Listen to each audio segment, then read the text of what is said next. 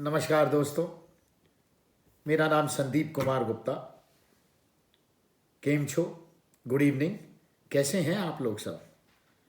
उम्मीद रखता हूं कि दोस्तों आप अच्छे होंगे, स्वस्थ होंगे, 2 गज की दूरी बनाए रख रहे होंगे, हाथों को रेगुलर धोते जा रहे होंगे और मास्क बाहर निकलने के समय, और कोई भी व्यक्ति जो आपके घर में भी आता है तो भी थोड़ा सा ध्यान रखें।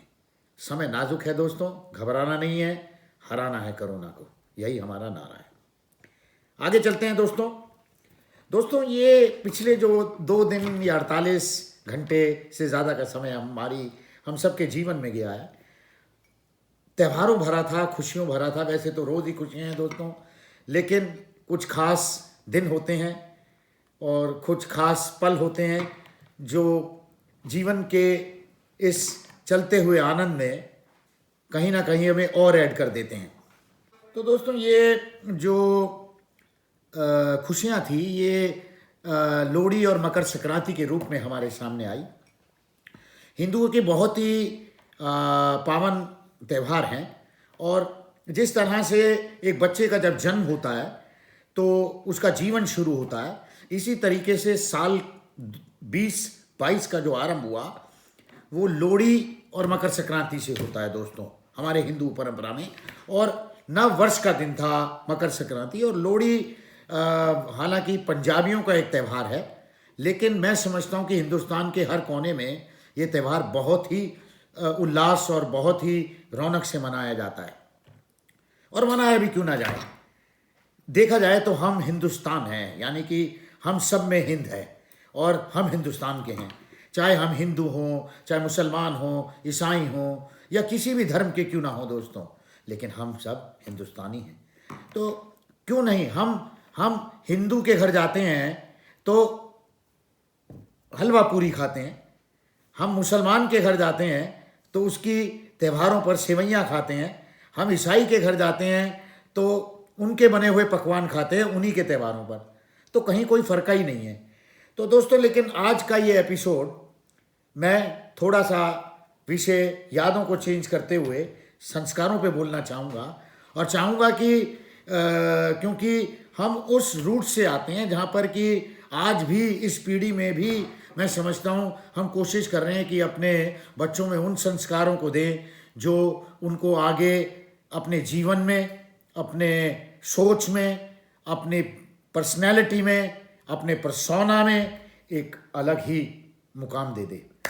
आप कितनी भी एजुकेशन ले लें दोस्तों, मैं बात कर रहा हूँ किताबी ज्ञान की, लेकिन संस्कार हमेशा आपको दूसरों से अलग रखते हैं। ये संस्कार है तो छोटा शब्द, लेकिन संस्कार अगर अच्छे हो ना दोस्तों, तो हमें हजारों से की भीड़ में अलग कर देते हैं। हमें हजारों की भीड़ में ऐसा बना देते हैं कि हमारे पास लाखों की भीड़ आ जाती है। दोस्तों, संस्कारों में मुझे बैक ऑफ द माइंड में एक छोटी सी कहानी के रूप में मैं इसको समझाना चाहूँगा कि कहते हैं कि हम जो अपने बच्चों को देंगे वही तो बच्चे कल को अपने बच्चों को देंगे, और वही बच्चे कल को रिटर्न में देंगे। This is just like Karma, you know दोस्तों। यानी कि हमने एक गेंद को कितनी तेजी से दीवार पे फेंका है, वो गेंद उतनी ही तेजी से तो लौटेगी।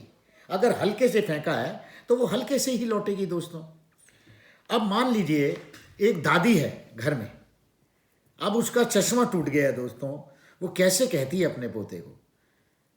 वो कहती है, अपने बेटे को कहती है कि बेटा चश्मा टूट गया है और मेरा ये चश्मा बनवा के ला दो।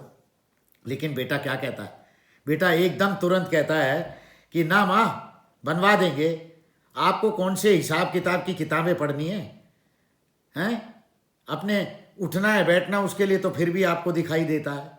अरे दोस्तों, वो माँ जो अपने खुशियों को कुर्बान करके अपने बेटे के लिए अपनी नैनों से ही, इन नैनों से ही उन चीज़ों को देख के उसके लिए उस पर कुर्बान कर देती थी, खुशियाँ निछावर कर देती थी, आज वही बेटे उसके लिए वो चश्मा नहीं बनवा सकते दोस्तों।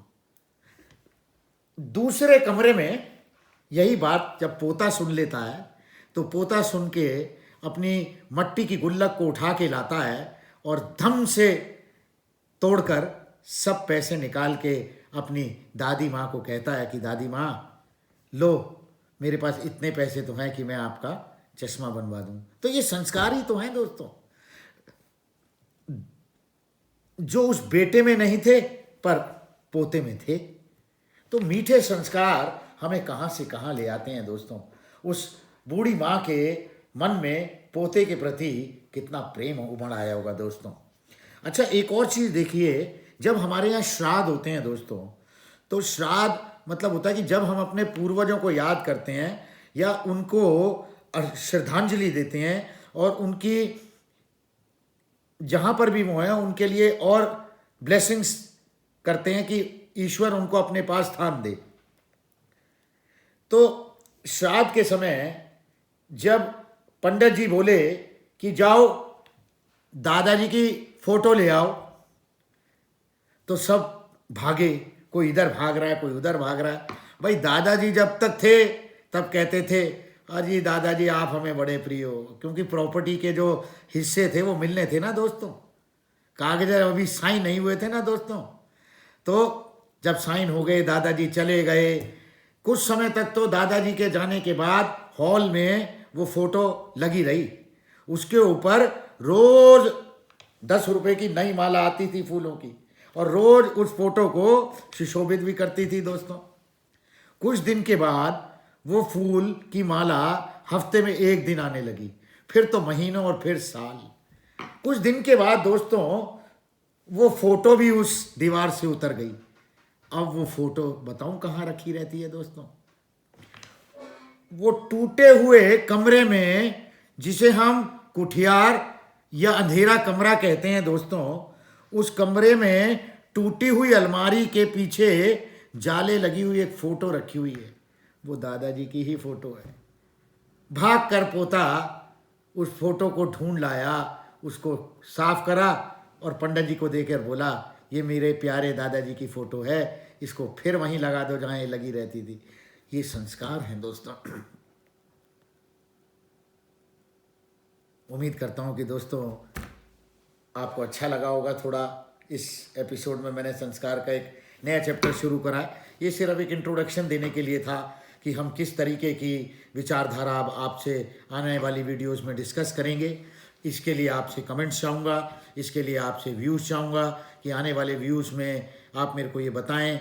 नीचे दिए गए अपने कॉलम्स में आप लिखते चले जाएं कि किस किस तरीके से आप आने वाले एपिसोड्स में आप चाहते हैं कि मैं उन विषयों को उठा के आपके सामने कुछ बोलूं। और दोस्तों एक और चीज़ चाहूँगा कि आप मैं देख रहा हूँ कि आप बहुत ज़्यादा मेरे को वो नहीं दे रहे हैं, राय नहीं दे रहे हैं। तो जब तक राय नहीं देंगे तब तक मैं आपके दिल के अंदर तक और गहराइयों में नहीं उतर पाऊँगा दोस्तों। प्लीज़ ज़्यादा से ज़्यादा मेरे बारे में लिखें, मेरे व्यूज़ के बारे में लिखें।